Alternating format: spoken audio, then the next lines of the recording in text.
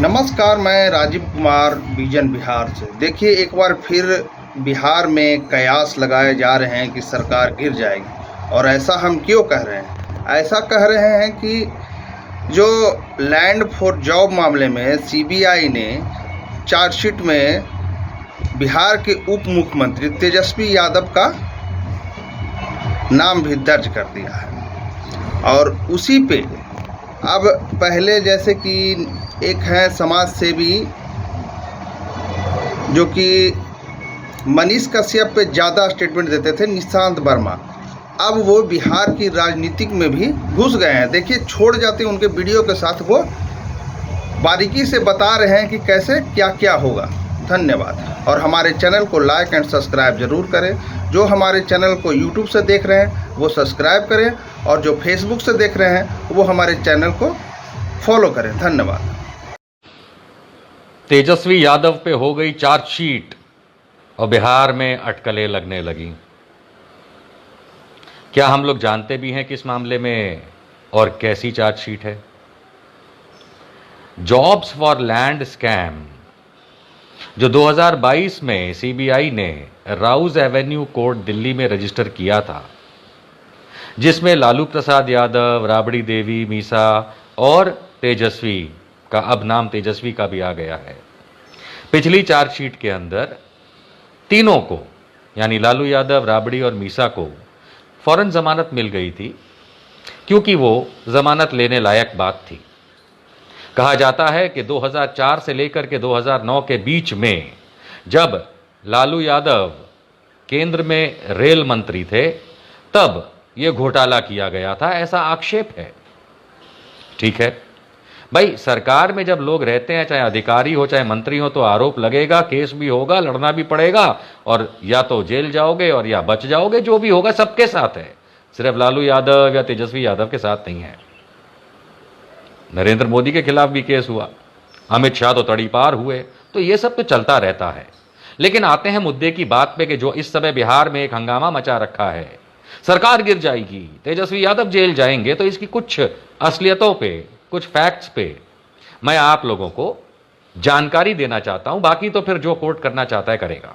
पहली चीज, जो ये स्कैम बताया गया है, जो आरोप है, वो आरोप जो है वो रेल मंत्री रहे लालू यादव पे और उनके परिवार के लोगों पे है। हम सब जानते हैं कब का मामला बताया गया है। ये रेलवे की भर्ती का मामला बताया गया है 2008-2009 का। कब का? 2008-2009। आज कौन सा वर्ष है? 2023। ठीक है।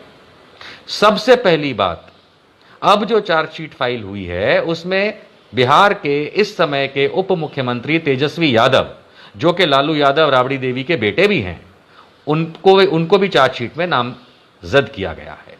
ओके, अब आप जरा एक गौर फरमाइएगा एक छोटी सी बात पे। हमारे देश में नाबालिगों के लिए कुछ कानून हैं। अब आप बोलेंगे इसमें नाबालिग की बात कहां आ गई?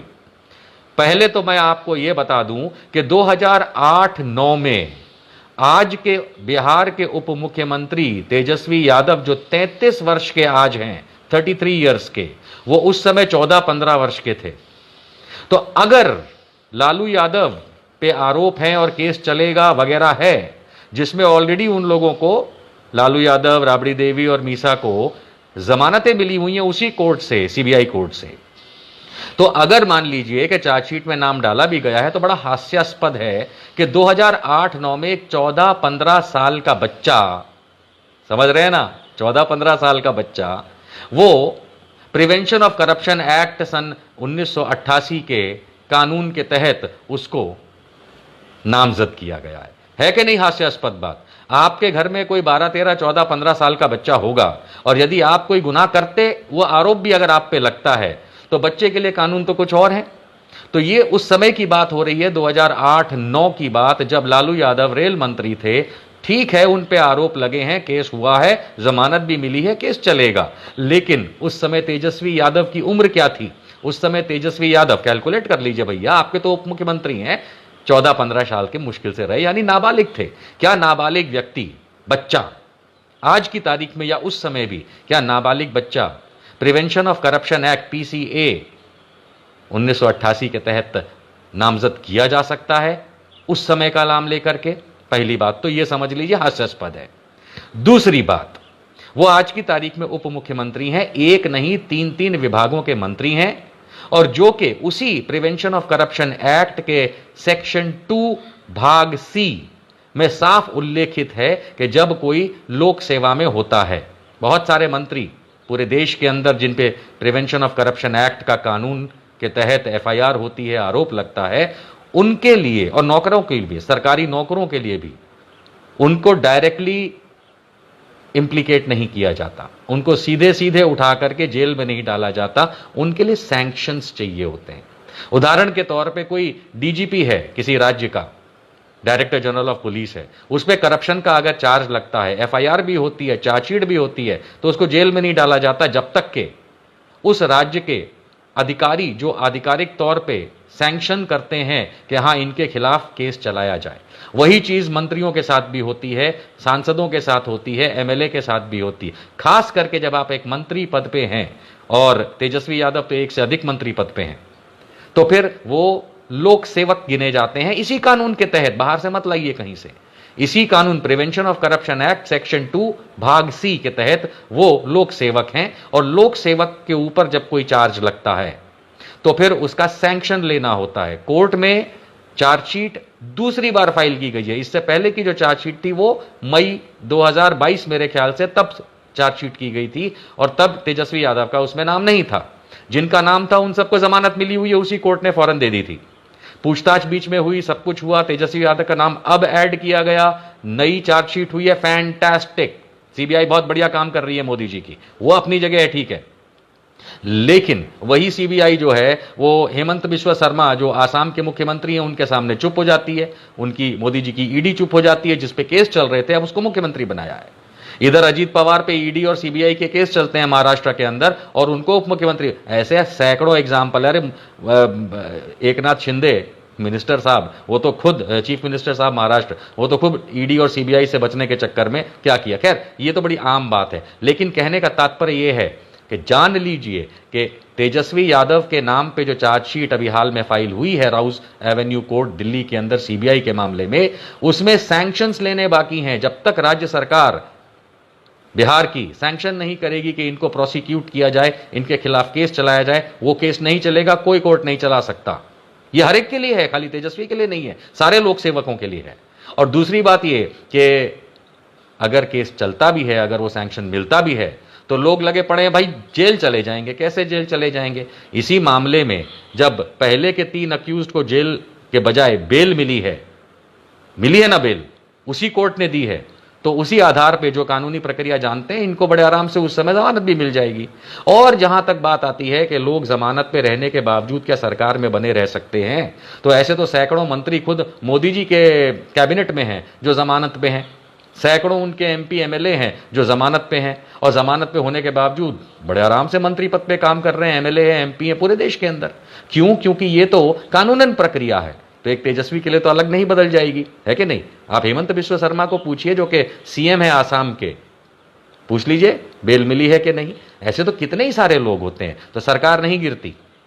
इन मामलों में रेजिग्नेशन भी नहीं होता, क्योंकि हमारे कानून के हिसाब से, हमारे रिप्रेजेंटेशन ऑफ पीपल एक्ट के हिसाब से, जब तक सजा नहीं मिलती, वो भी 2 साल या उससे अधिक की अनाउंस नहीं होती, आदेश नहीं होता, तब तक वो पद पे बने रह सकते हैं। हाँ, अब वो केस में कितनी सच्चाई है, कितना झूठ है, हम आपको ये भी जानकारी दे दें कि सीबीआई एक ऐसी संस्था है जिसके 90% से ज्यादा केस हमेशा फ्लॉप हुए हैं। खुद सीबीआई हारी है। ये मैं नहीं, सीबीआई का रिकॉर्ड बता रहा है, खाली तेजस्वी की वजह से नहीं कह रहा हूं। मैं तो एक नॉर्मल बात कर रहा हूं कि जितने भी सीबीआई के केस हैं वो सारे के सारे फ्लॉप हुए। और आज की तारीख में भारत का गृह मंत्री अमित शाह तड़ीपार, वो भी सीबीआई को हरा के ही बना है।